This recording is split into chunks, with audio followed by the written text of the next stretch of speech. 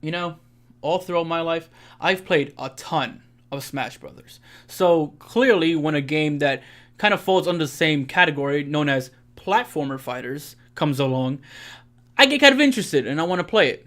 So I've played a ton of these games, or at least a good portion of them, considering that I'm sure there's a lot of them out there that I've never played. But what I thought is, between the ones that I have played, why not make a tier list of them? So that way we can all argue about it together. But always keep this in mind, no matter what your opinion is, I'm always right. So obviously that's just a joke. It's just my opinion, so we don't need to, take it too seriously. But I want to make something very clear. We're gonna do this from D tier as the bottom tier to A tier, because the way I look at it, S tier would just be Super Smash Brothers, and I'm not here to talk about Smash Brothers. I want to bring attention to the games of the same genre as Smash that don't get nearly as much attention. Starting us off on the D tier is PlayStation AllStars. Now, you saw the pain in my face. You know why if you play this game. Most likely, you know why. And you might think like, oh, a Nintendo fanboy, of course he's not gonna like PlayStation shit. No. I played this game. Not only did I play this game, I went to an early release of this game. Not a release, I mean a press release, specifically.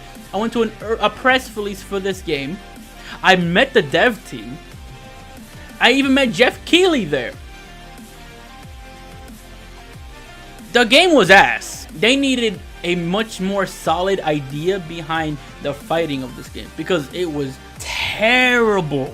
It was a terrible idea. So if you're unaware, the way the game works is that you fight until you get supers, right? You have a bar that fills up as you fight, take damage or whatever. Kind of like, a regular bar system. So you take damage and you get this bar. You get level 1, level 2, and level 3 supers. The whole point of the game, no one can die. You have to grind to get these bars up. And once you get these bars up, you have to hit them with the super to get a point, or to take off a life or a stock. That sucks. You've turned grinding, a mechanic that's mostly known for RPG games, into a fighting game. You made grinding the main mechanic in a fighting game.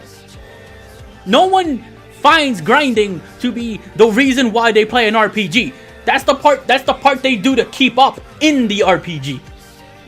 No one wants that as a mainline mechanic. It wasn't fun. So if people keep missing supers, guess what? You're gonna be there for as long as it takes until someone dies. Dumb. That's extremely dumb.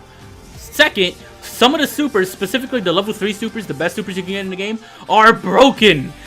It is impossible to dodge them. Even if you manage to dodge them, you're still gonna get hit. Some of them last for so long that it will take off 2 stocks. You will die twice in 1. It's so dumb. It's so dumb. Honestly, Sony can try another platformer fighter again if they want, but just don't make that the main thing. Just don't. You can make a game like this, Sony. I believe you can. Just not like that. The other game in the D tier is also a game that actually kind of has some success and is kind of well liked, and that's Brawlhalla. I don't understand for the life of me how anyone finds this game fun. If you find it fun, cool. By all means, have fun with it, have a blast. Everything feels floaty. Everyone feels like floaty as hell. Everyone feels like they play almost exactly the same. It's like they've made, I want to say, like 12 characters and then just gave those movesets to everyone else. It's almost like they made 12 actual characters in a roster and then they just kind of like photocopied the other ones, like Echo Fighters, sort of. And I'm not saying Echo Fighters as a whole is bad, but when everyone feels so similar, it feels kind of... I don't really like it too much. I don't feel this game. Maybe it's just the feel of it or something, but I had no fun playing it whatsoever. There's no interesting mechanic that's exclusive to Brawlhalla that makes me want to stay and give it a sort of edge for any reason. So moving on, we also have the C tier. C tier, this is what I like to think is the still kind of low, but there's some kind of merit to these games, and I'll get to them.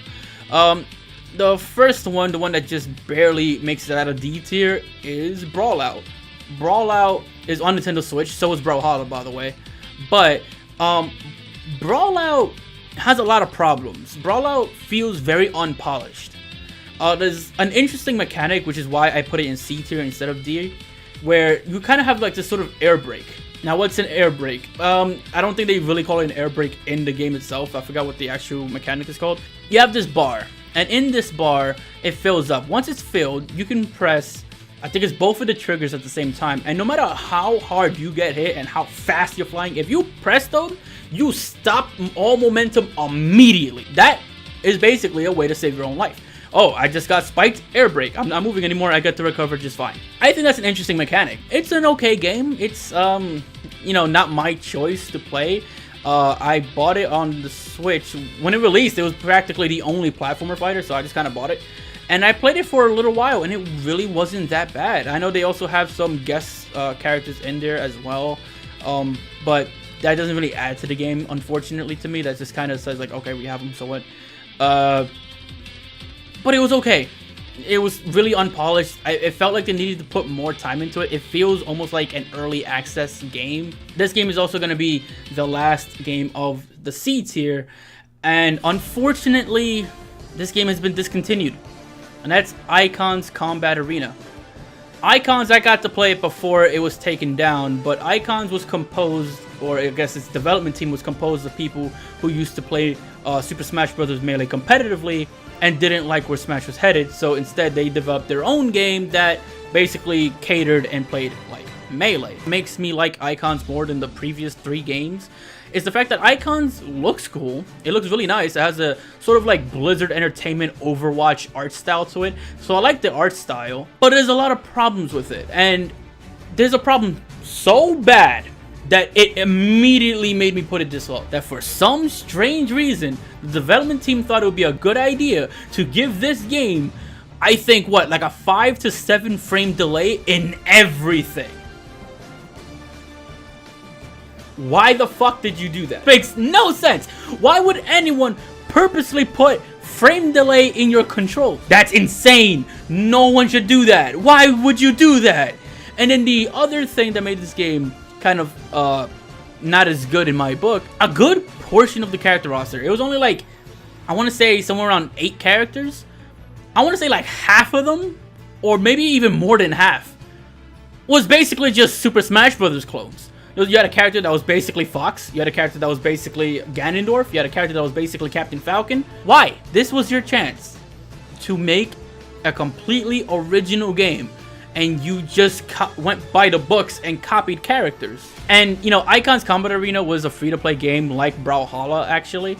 But, I was actually more into Icons. And because of the art style and the gameplay wasn't that bad. And I think what killed this game was the focus on the hardcore Melee community. Because let's be honest here. The hardcore Melee community, you know what game they're playing? Melee. There's no market there because you're trying to fix a problem that doesn't exist. So what are you gonna do to a Melee player? Well, oh, why would I want to play Icons Combat Arena? I have Melee. And if you're a modern Smash fan like myself, I don't want to play Icons Combat Arena because it plays too much like Melee. That's simply all it is. I felt that Icons needed to be something more unique than what it was. It had a sort of identity crisis and just copied too much. Now, B tier literally only has 1 game, and I use this game to kind of be a divider almost between the games that had some problems versus the best examples of the platformer fighter genre. And the B tier, I put Indie Pogo. The reason why this is in B tier, it's a good game. Very well developed, solid, not a bad game by any means. It's actually a pretty good game. The reason why I put it down here is that Indie Pogo does not cater to a competitive community. The way I look at it, I think that these games should cater to both, right? Because that's what Smash is. You can say Smash is a competitive game all you want, but it is a competitive and casual game, so it should have things in it to make it fun to someone who doesn't want to be competitive. And Indie Pogo, it's a fantastic casual game, and I highly recommend it if you like any of these kind of games and also, you know, want to get into this, but it's not a competitive game by any means. I don't really think it is. And there might be people who think it is, but for me, I don't really think so. I don't feel that it is. It's fun though. I really do enjoy it, but I don't think you can really have a competitive game in Indie Pogo. Again, I could be wrong, and the reason why is because Indie Pogo, you're jumping at all times, and you can't control that. And that's to make it more chaotic. That's to make it more fun. That's, you know, it's a silly good time. But because of that, and because you can't control that, it's not a competitive game. But I put it in B tier because of how fun it is and how much I recommend it. It is a really good game, and if you think that sounds like fun to you, give it a shot. A tier now. A tier is the top tier of this. These two are the best games in the platformer genre that is not Super Smash Brothers. So let's get into it. First game in A tier is Slap City. I love this game. And what's weird is that earlier I used early access games as a sort of like way to describe why Brawl Out does not feel like a very polished game. But Slap City is an early access game on Steam, and in my eyes, it is already better than the majority of the genre. It is really good. So it's from the guys of Ludosity. If you don't know them, they also made It'll Do. I actually reviewed It'll Do 2 like way back in the channel. Slap City is mechanically sound. It is fun to play. It has mechanics that are new to this game. For example, you can charge your aerials like they're smash attacks. So you can kind of, oh, I have a spike and this person's trying to come up to ledge. Let me just go over here and just charge my spike right above the ledge. Just wait for that guy to pop up here just so I can spike him down and get that rewarding kill. I feel like the only problem this game has is that it still looks a little off in some things. Like if you grab somebody, it doesn't look like he actually got grabbed. It looks like he almost like vacuumed into the person and they just kind of like oddly fly off. It just looks a little weird in some places, but for what it is, it looks fantastic. And one of the best things a platformer fighter can do, and this game and the game after this also do, characters have specific, very specific gimmicks about them, and that makes it a lot more interesting. You have this business suit guy who has some kind of money mechanic that I don't really understand too much. You have characters who have things completely unique and exclusive to them that no other character can do, and that is a lot of fun. Slap City is so good. I wish more people were playing it. I would love to play that game more often, but then again, it's early access, so who knows, maybe it'll grow as it go on. I want to see Slap City be successful. The best platformer fighter that is not Smash Brothers.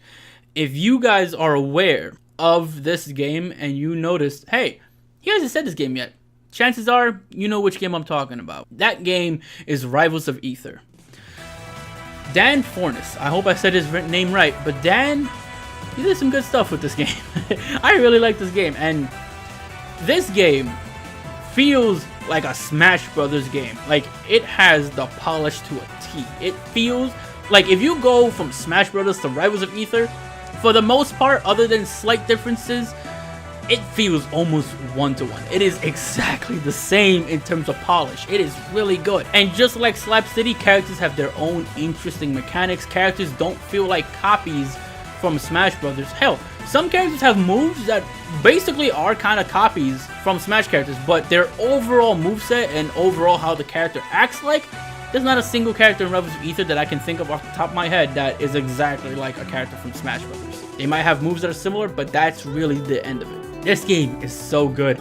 I've been waiting and hoping that Dan, who's the developer of the game by the way, puts this game on Switch. I believe it's on Steam. It is on Xbox One, but I think the Xbox One version is like really outdated. Even though I have Super Smash Bros. Ultimate to play right now, there are still times I just want to go play Rivals of Aether. If there's anything you need to do to make me like your platformer fighter, make your characters unique from each other. Make them unique from Smash Brothers. You need to give me a reason why I want to play your game instead of Smash. Don't make your game too much like Smash Brothers. I understand why you would want to. It's a working formula, right? I get it. But don't make it too much like Smash. Because if you do that, it's just going to make me want to play Smash. And that's not what you want. Icons Combat Arena just made me want to play Smash. They didn't make me want to play Icons. Same thing with Brawlhalla. And the same thing with PlayStation AllStars. You need to make your game unique. Slap City and Rivals of Aether both accomplish this. And that's why I put them in the A tier. They're the only games in this genre that makes me want to play those games instead of Smash Brothers. Just because they're different enough to make me crave them sometimes. That's all I have for you guys today. Maybe you guys might feel different about this. Have you guys ever heard of any of these games? If not, are you thinking of trying some of them? Or maybe you have played some of these games, and if so, what are your thoughts on them? Let me know in the comments down below. And hell, if you've played a ton of them, maybe you can make your own tier list, and let me know how you feel in terms of that. Follow me on Twitter if you don't already. Like the video if you liked it, dislike it if you disliked it, and until then, I'll see you guys in the next one.